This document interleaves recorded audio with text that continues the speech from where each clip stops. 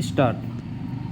किसी भी तरह के हादसे के बाद यह मान लिया जाता है कि इसकी वजह किसी की चूक या फिर कोई तकनीकी गड़बड़ी होगी और जांच का सिरा भी आमतौर पर इसी दिशा में आगे बढ़ता है। अगर कोई मामला तूल लेता है तब सरकार की ओर से कार्रवाई के नाम पर निचले स्तर के कुछ लोगों को कटघरे में खड़ा करने की कोशिश की जाती है और इसके लिए जिम्मेदार उच्च अधिकारियों या अन्य लोगों को प्रकारांतर से बख्श दिया जाता है। यह बेवजह नहीं है कि हादसे के मूल कारण बने रह जाते हैं और कुछ समय बाद फिर उसी तरह की घटना सामने आती है। हरियाणा के फरीदाबाद में सूरजकुंड मेले में जिस तरह एक विशाल झूले के टूट जाने से एक पुलिस निरीक्षक की जान चली गई और 12 अन्य लोग घायल हो गए, वह प्रशासनिक स्तर पर बरती गई घोर लापरवाही का एक और उदाहरण है। झूले पर गए लोगों ने यह सोचा भी नहीं होगा कि मनोरंजन के बजाय एक घातक हादसे का खतरनाक अनुभव उनकी जेहन में लंबे समय तक के लिए घर बना लेगा। हादसे के बाद झूला संचालक और एक अन्य कर्मचारी को गिरफ्तार किया गया, लेकिन क्या इस तरह नाम मात्र के लिए की गई कार्रवाई यह सुनिश्चित कर सकता है कि भविष्य में ऐसा हादसा नहीं होगा? पैरा। ऐसा लगता है कि उदासीनता और लापरवाही सरकारी महकमों की कार्यशैली बन चुकी है।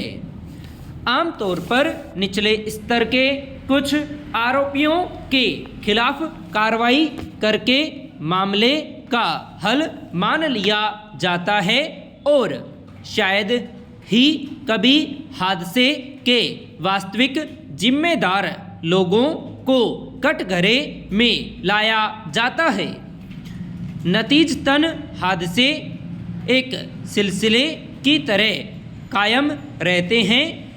सूरजकुंड मेले में जो झूला टूटा, निश्चित रूप से चलाने के पहले उसकी जरूरी जांच में लापरवाही बरती गई होगी और किसी तकनीकी खामी को नज़रअंदाज किया गया होगा।